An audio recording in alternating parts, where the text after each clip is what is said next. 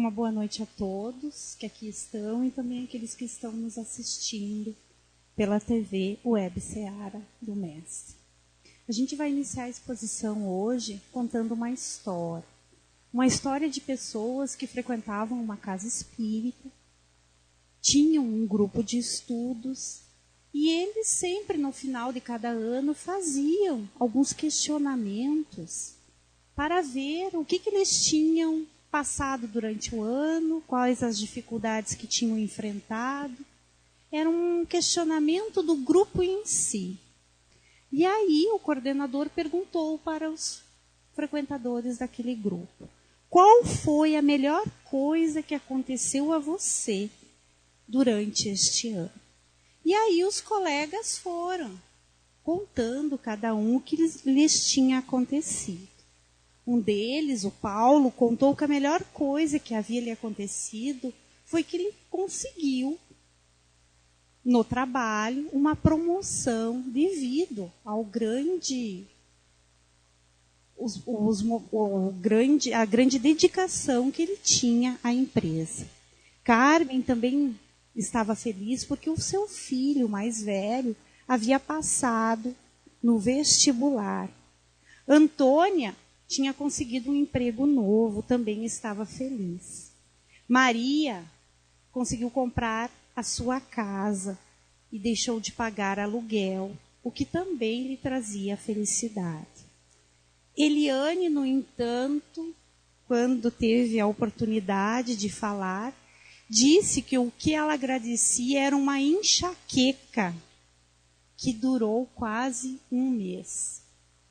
Os colegas não entenderam o que Eliane queria dizer com aquilo, uma enxaqueca que se estendeu por um período razoavelmente longo. Aí, então, ela explicou. A melhor coisa que me aconteceu foi, sim, essa enxaqueca prolongada.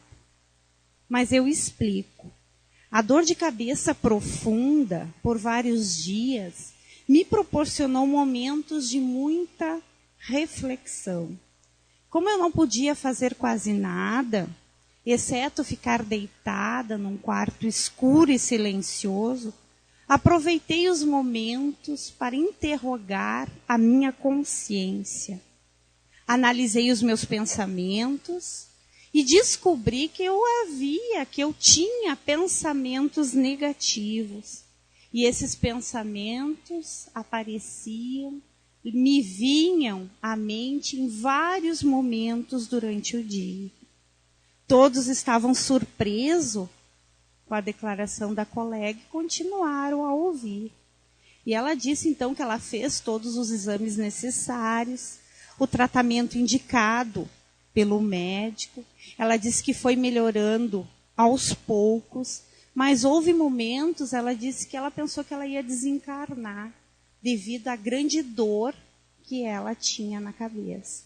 Talvez por isso, por essa dor ser tão intensa, ela teve então a oportunidade de fazer uma análise profunda, uma análise minuciosa das suas atitudes e dos seus pensamentos.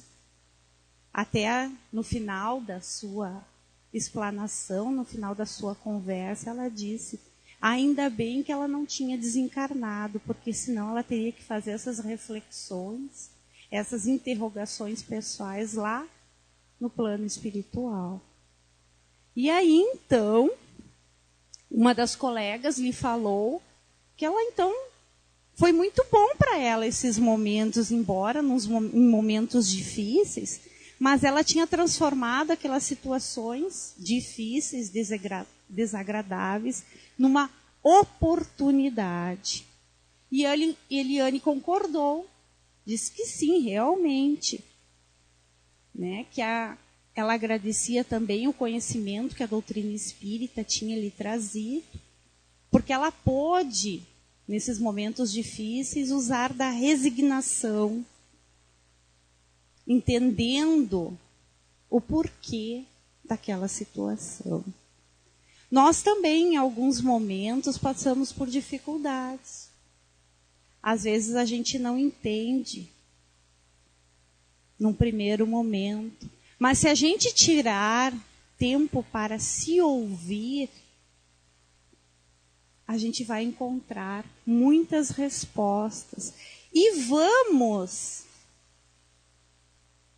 talvez, entender por que a gente passa por essas situações. Que Emmanuel, muito bem, na lição número 88 do livro Pão Nosso, descreveu como correções. Correções que todos nós estamos submetidos.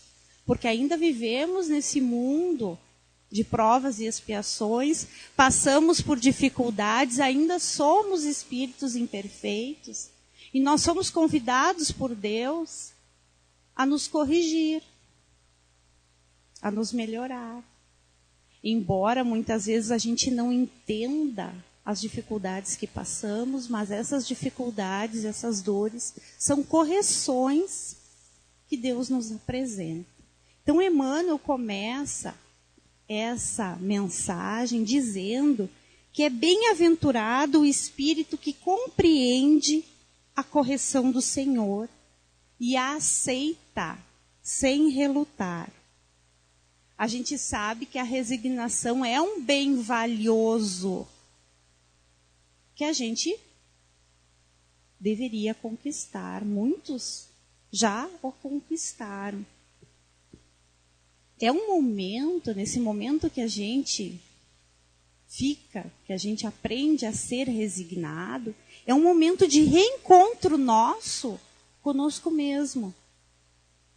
Que a gente vai nos ouvir, a gente vai ouvir, nos ouvir internamente. É o nosso reencontro com Deus. E principalmente o reencontro com as leis de Deus. A resignação, embora muitas pessoas pensam que ela é passiva, ela não tem nada de passividade. Porque passividade é aquele que nada faz, que nada entende, que nada resulta. E a resignação não é isso. A resignação, tão quanto a obediência, são companheiras da doçura, que são virtudes que erradamente as pessoas confundem com medo, com descaso, com falta de vontade.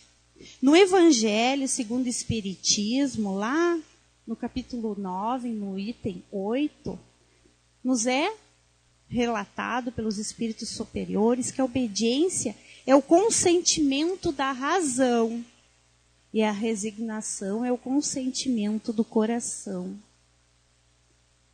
Elas carregam o fardo das provas sem reclamação, embora busquem meios de solucionar aquela situação difícil. Mas eles passam, o resignado passa a entender, embora lutando para superar aquela dificuldade, passa a entender por que está passando por aquele quadro insatisfatório naquele momento.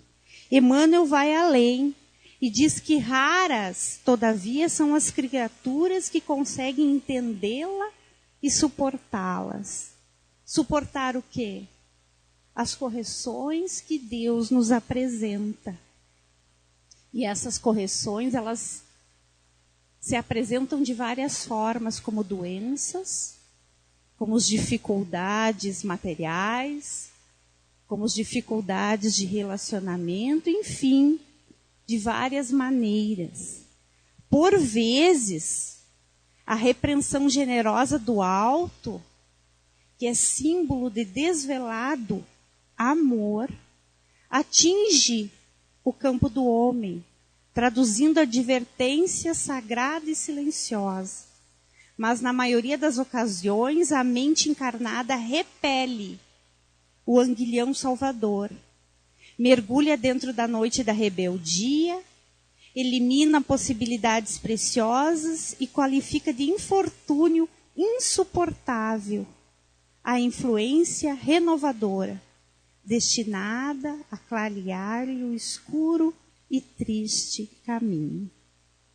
Nesse parágrafo, Emmanuel nos fala dos rebeldes, daqueles que não entendem o que está passando consigo e se rebelam contra Deus, praquejam.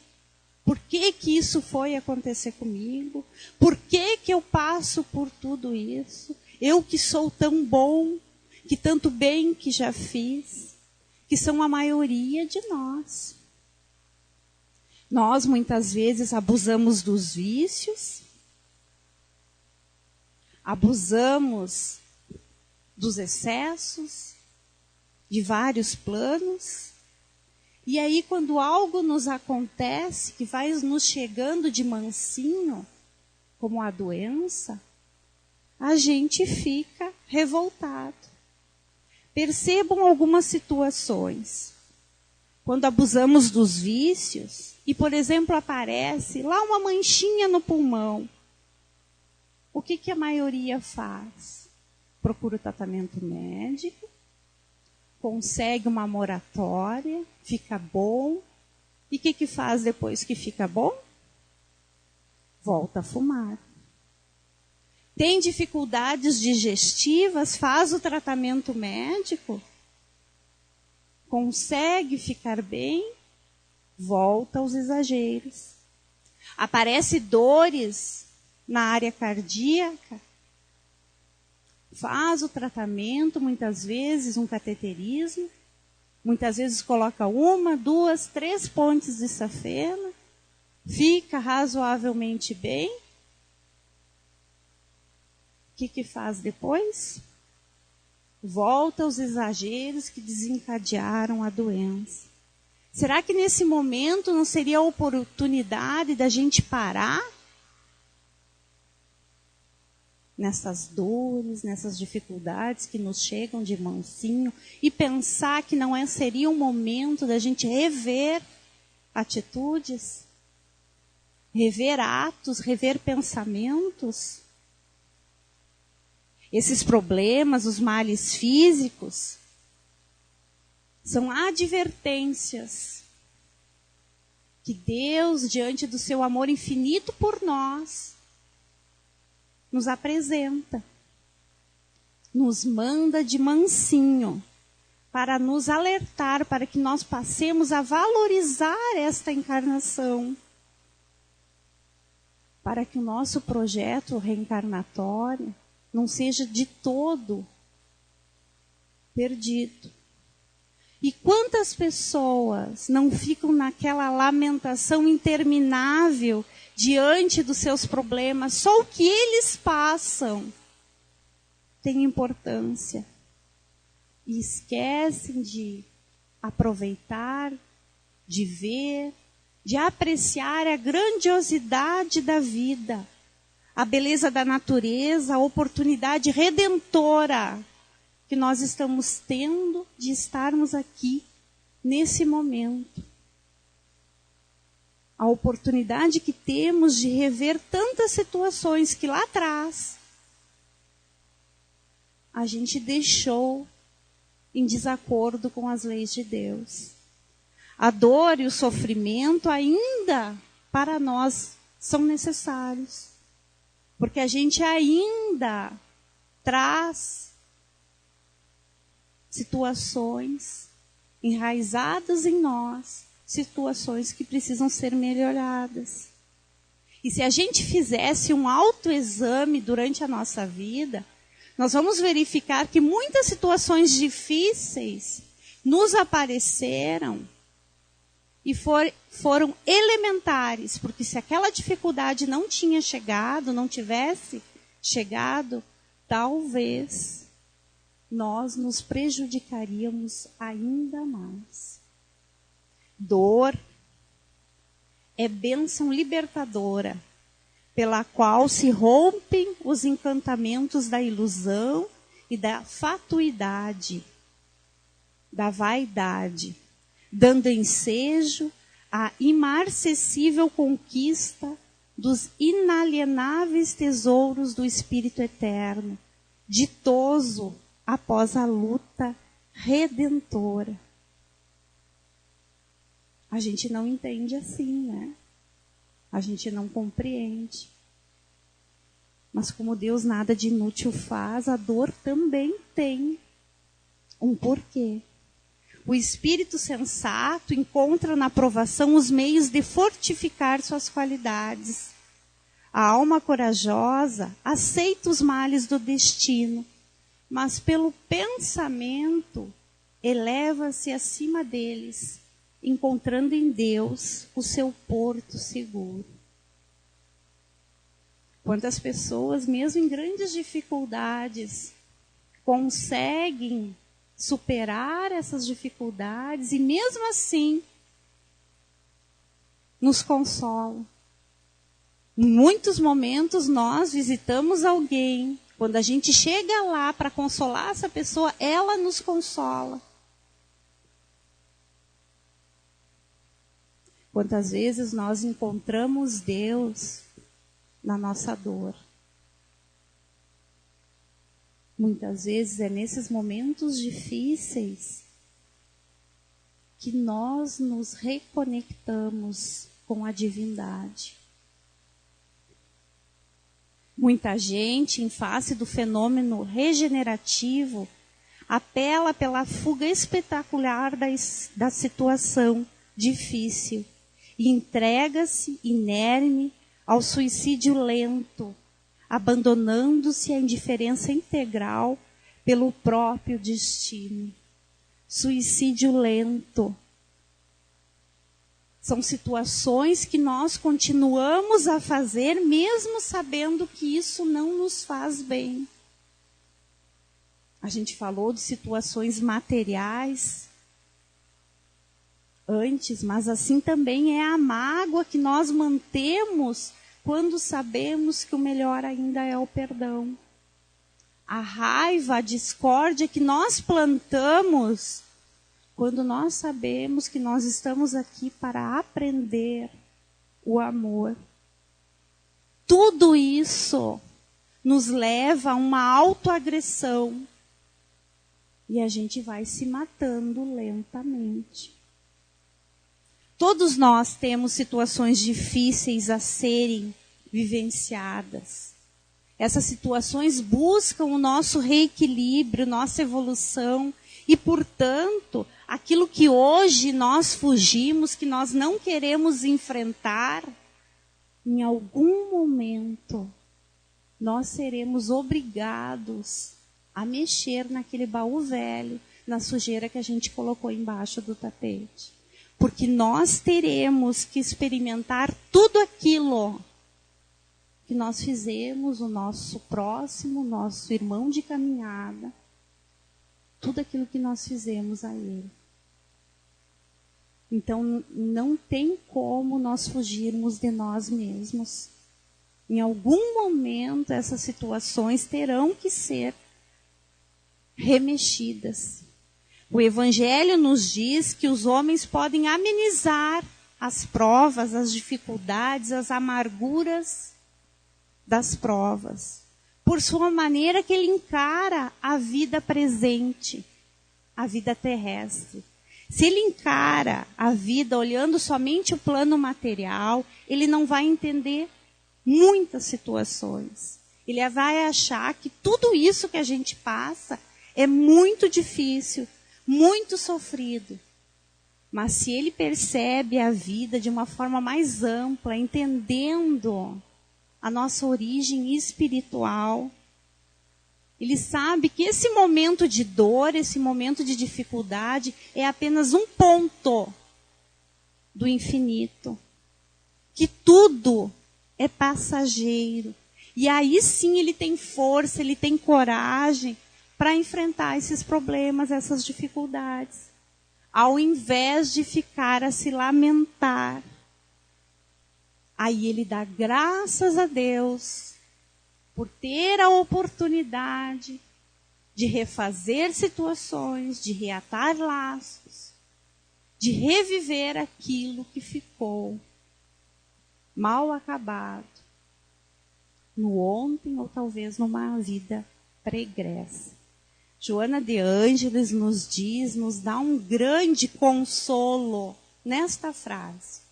Espera pelo amanhã, quando o teu dia se te apresente sombrio e apavorante, se te parecem insuportáveis as dores, lembra-te de Jesus. Ora, aguarda e confia. Esse deveria ser o nosso proceder.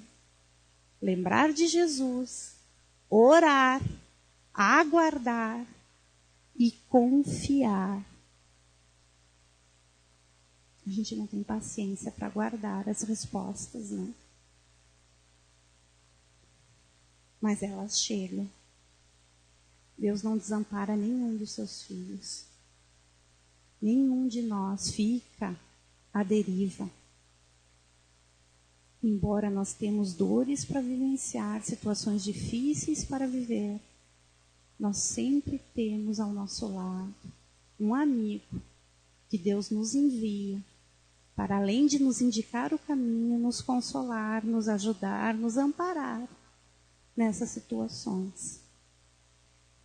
Quem assim procede, não suportando as dificuldades, não suportando as dores, não pode ser tratado por filho, porquanto isolou a si mesmo, afastou-se da providência divina e ergueu compactas paredes entre o próprio coração e as bênçãos paternas. Vejam que Emmanuel não fala que Deus excluiu essa pessoa que não consegue entender as suas dificuldades, mas sim que nós, em muitos momentos, nos afastamos de Deus. Nesse caso específico, nos afastamos porque não entendemos, não compreendemos porquê das dificuldades. Não entendemos a lei de causa e efeito e não conseguimos entender por que passamos por tantas dores. Mas lembremos das promessas de Jesus. Embora a nossa fé seja raciocinada, entendendo que temos sim dificuldades, que devemos passar, que podemos amenizá-las, lembrem das promessas do Cristo. Bem-aventurados os que choram, porque serão consolados. Bem-aventurados os que são doces e pacíficos, porque possuirão a terra. As compensações que Jesus promete aos aflitos da terra só podem acontecer na vida futura. Sem a certeza da continuidade da vida, a gente não vai conseguir entender essas situações e nem justificar as desigualdades que hoje existem. Mas sabendo que Deus é todo poder, mas é todo justiça, é todo bondade, soberanamente justo e bom, Ele não age de forma parcial, julgando e escolhendo os seus eleitos. Mas sabendo que se as vicissitudes da vida têm uma causa, e como Deus é justo, essa causa também deve ser justa. Se mesmo assim, depois de tudo isso, de forma racional, de forma emocional, nós não entendermos como funcionam as leis de Deus, também se nós não estivermos com vontade de nos submetermos a elas, nós somos livres. Nós podemos escolher como pensar, como agir, conforme aquilo que a gente entende como correto, mas esse nosso direito de pensar e de agir gera uma consequência. E nós colheremos as consequências dessa nossa opção, dessa nossa vontade. Quem primeiro entender as leis de Deus e submeter-se a ela, terá privilégios, porque terá uma felicidade íntima. uma alegria interna que aquele que ainda não entender demorará ainda para sentir. Deus, ele é só amor. Se ao invés de nós construirmos mais pontes, nós construirmos mais paredes divisórias, nos afastando dele, não seguindo as suas leis, nós colheremos talvez de forma dolorosa as consequências dessas nossas escolhas. Não podemos esquecer que Deus é Pai, e como Pai ele quer somente o nosso bem. Sendo que muitas vezes nós não entendemos os seus desígnios, mas os seus desígnios são justos. São desígnios bons, que no fundo resultam na nossa memória. Aqueles então que compreendem as correções do Todo-Poderoso vão se reajustar em círculo de vida nova e promissora. A gente sabe que nós temos bastante coisa a nos melhorar, mas nós também já nos melhoramos. E isso também deve ser observado por nós. Nós já temos feito algumas escolhas favoráveis ao nosso crescimento. Nós já estamos começando a compreender que essas dificuldades, essas adversidades nos levarão a um fim feliz. Nós já evoluímos. Nós também temos créditos, não só débitos. E isso também deve não nos orgulhar, mas nos motivar para que a gente continue a melhorar em nós aquilo que não está bom. E aqui ninguém precisa ser juiz de ninguém. Todo mundo sabe o que precisa ser melhorado. Todo mundo sabe aquilo que não está bom. Todo mundo sabe aquilo que sente de forma errada, que pense de forma equivocada. Vencido, então, é a tempestade íntima, revalorizam as oportunidades de aprender, servir e construir. E fundamentados nas amargas experiências de ontem, aplicam as graças da vida superior com vistas no amanhã. Nós, como seres inteligentes, temos que ter a capacidade de perceber o que ontem não fizemos bem. Arregaçar as mangas e hoje tentar fazer o certo, para que amanhã a gente possa, então, ser mais feliz. Gozar da felicidade possível aqui na Terra. Não te esqueça que o mal não pode oferecer retificações a ninguém. Quando a correção do Senhor alcançar-te o caminho, aceita humildemente, convicto de que constitui verdadeira mensagem do céu. A gente sabe que o mal nada ensina, nada nos acrescenta, nada nos traz, só dor. Dor e revolta e perda de tempo. Portanto, o que a gente sugere a todos, e a nós também, é que a gente passe a fazer escolhas melhores. Porque não vamos esperar que os outros nos tragam flores. Vamos nós plantar o nosso jardim para que a gente venha amanhã colher belas flores. E quando ele fala que nós devemos aceitar humildemente, só o humilde reconhece que tem ainda situações a se melhorar. Quem se crê perfeito não está aberto à melhoria. Todos nós temos necessidade dessa melhora. Mesmo aquele que já é sábio, que já é perfeito, ele jamais o diz que não tem nada a ser melhorado. Porque ele entende que sempre há uma experiência nova a ser vivenciada. Sempre é algo que ele possa fortalecer em si. Ele sabe que a evolução é infinita. Benjamin Franklin, uma inteligência privilegiada do século XVIII, ele ficou bastante conhecido entre nós porque ele indicou que os grandes prédios deveriam ter, então, esses para-raios. Ele escreveu certa vez: quando vejo que nada é aniquilado nos trabalhos de Deus, e nenhuma gota d'água é desperdiçada, não posso acreditar que exista aniquilamento das almas. Também não posso acreditar que Deus queira suportar o esbanjamento de milhões de mentes já feitas, que agora existem, e dar-se ao contínuo trabalho de fazer outras, novas.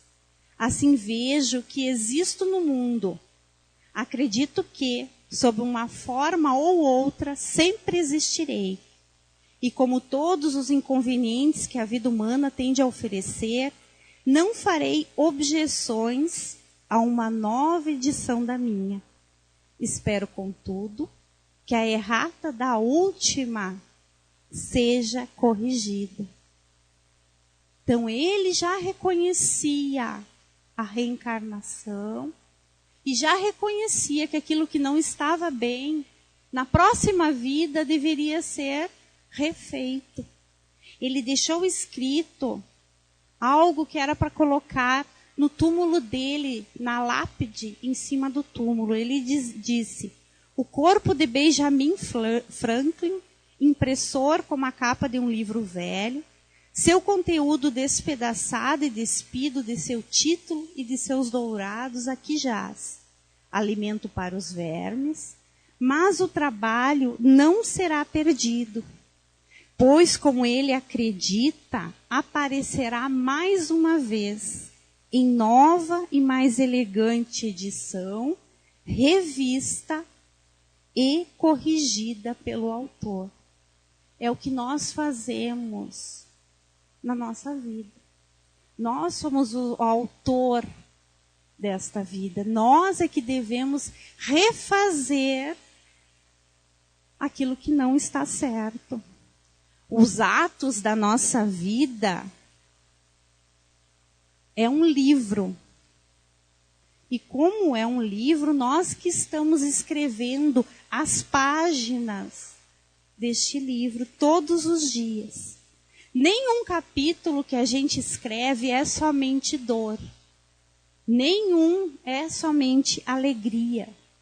Lágrimas e dores se confundem para que essa obra, então, de todas as existências seja formada. Cada vida é um livro a ser escrito. É bom lembrar também que nesse livro, que nós somos o autor, há sempre uma pessoa ou alguém que entende sobre o assunto, que faça então a apreciação desse trabalho. E essa apreciação fica então como o prefácio da obra. Outras vezes é a gente mesmo, é o autor mesmo que escreve, fazendo então, formando esse prefácio. No prefácio, quem escreve, ou o próprio autor, oferece ao leitor dados sobre o conteúdo, a razão e a finalidade dos seus escritos. Nós também, nossa vida também possui um prefácio. Só que esse prefácio pode ser relido por nós a todos os momentos. Uma vez por ano, uma vez por mês, nos momentos que a gente se sentir motivado para tal, nós devemos relê-lo, para que a gente veja ali aquelas necessidades básicas que devem ser modificadas em nós. Relendo o prefácio da nossa obra, a gente pode realizar as correções necessárias, as correções devidas, para que a gente aproveite bem a oportunidade que estamos tendo agora. Que nós façamos essas correções enquanto estamos ainda aqui encarnados, aproveitando o tempo, essa oportunidade bendita de refazer laços, de rever situações, de refazer laços afetivos. Às vezes a gente passa grande parte da nossa vida de mal com alguém da família, alguma situação que ficou mal esclarecida. E muitas vezes a gente volta uma vida inteira só para refazer uma amizade, só para refazer um laço afetivo. Então não percamos a oportunidade de fazer enquanto estamos aqui. Muitas dores, muitos sofrimentos são porque nós não temos coragem de corrigir essas situações que estão mal resolvidas. E não tenham dúvidas, quem melhor colherá os frutos disso tudo somos nós mesmos, porque estamos nos permitindo aproveitar plenamente a oportunidade que Deus nos deu. Com certeza, Jesus, através dos seus mensageiros, nesse bom propósito da nossa parte, eles estarão a nos envolver, a nos intuir, a nos ajudar. Que tenhamos ânimo, coragem, determinação para corrigir aquilo que não está bom e também valorizar aquilo que está certo. Que Deus possa nos amparar nesse nosso bom propósito. Obrigado pela atenção de vocês.